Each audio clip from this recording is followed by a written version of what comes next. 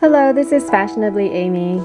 Today I wanted to share with you a version of my freshly cold pressed green juice recipe. I call it green juice because it is mostly vegetables, but I also add a few fruits to sweeten it and to make it easier to drink for my family. Consuming green juice can help increase our intake of vegetables, allowing us to absorb a large amount of nutrients at once, and it is an incredible body cleanser. I think juicing has become more and more popular these days, mainly due to health and whole food related documentaries, such as Hungry for Change, Food Matters, Crazy Sexy Cancer, and Fat, Sick, and Nearly Dead. But it is for a good reason. Most of the foods sold to consumers today are laden with large amounts of chemicals originating from pesticides, herbicides, fungicides, preservatives, antibiotics, artificial hormones, and genetically modified organisms. We have an abundance of food, but are starved on a cellular level because our food no longer nourishes us like they used to 50 years ago. As a result, our body cannot function optimally and our immune system suffer. More people are getting sick for no apparent reasons, and doctors cannot always offer a cure, and pharmaceutical drugs only suppress symptoms, not the root cause. Large food corporations are being funded by their governments for the wrong reasons, as profit has become a priority over the health of their population.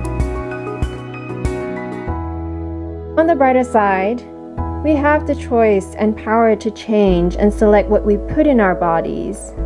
We have the power to choose more healthy and nutritious foods, to support our local farmers who practice sustainable organic farming, to buy organic whenever possible, to purchase less prepackaged foods, to eat more fruits and vegetables every day, and to cook more often at home.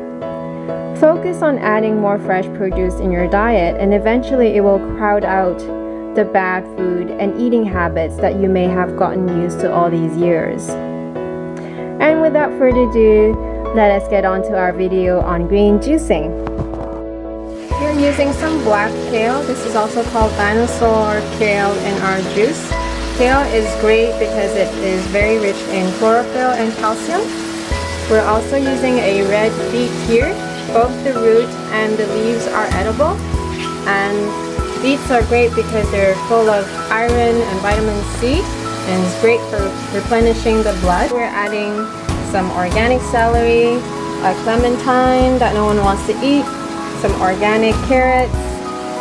This is Swiss chard from our auntie's garden, a leftover strawberry, some organic lemons, some mint from the garden, and organic apples. So these are all going to be washed up and cut up for juicing. You can add a little bit of apple cider vinegar in your vegetable wash to kill some of the germs. Juicing is also a great way to get rid of fruits or vegetables that you no longer want to cook or eat. When you're peeling and cutting the beets though, just make sure that you're not wearing white clothing because it is very staining. Here we have all the vegetables all prepped and washed, ready for juicing. Here are the beet leaves, which are very, very nutritious and also edible. The mints, the miscellaneous fruits. Celery is great as a base because it provides a lot of juice, and so are carrots, and also carrots and beets are sweet, so they will sweeten your juice slightly. Same goes with strawberries and apples and those mandarins. Lemons are great also because they kind of elevate the juice and erase some of the green taste from the juice, and so are the mints. And obviously your greens are very, very healthy because they provide lots of minerals and chlorophyll, which are highly antioxidant. All of these are great and anti-inflammatory. Normally I would also add an inch of ginger piece in the juice because ginger is highly anti-inflammatory and it elevates the taste of the juice, makes it slightly spicy. It is important though to buy organic fruits and vegetables, especially for the Dirty Dozen, because the Dirty Dozen obviously contains more pesticides that you really do not need in your diet. So if your lemon is not organic, then you may want to peel it. Same with your apples and your carrots. I guess the only annoyance of juicing is that you have to chop and prep and wash everything before you can even begin juicing, and the whole process of drinking it only takes a few minutes. So it is a little bit time consuming, but the health benefits that you gain far outweighs the time that you spend prepping it. So this is the juicer that I have. Basically, you feed in your vegetables through this hole, and then it has a single auger that grinds all the vegetables so that the fiber and the pulp will come out from this way, and then the juice will be caught in this container. This is called a cold press juicer or single auger juicer.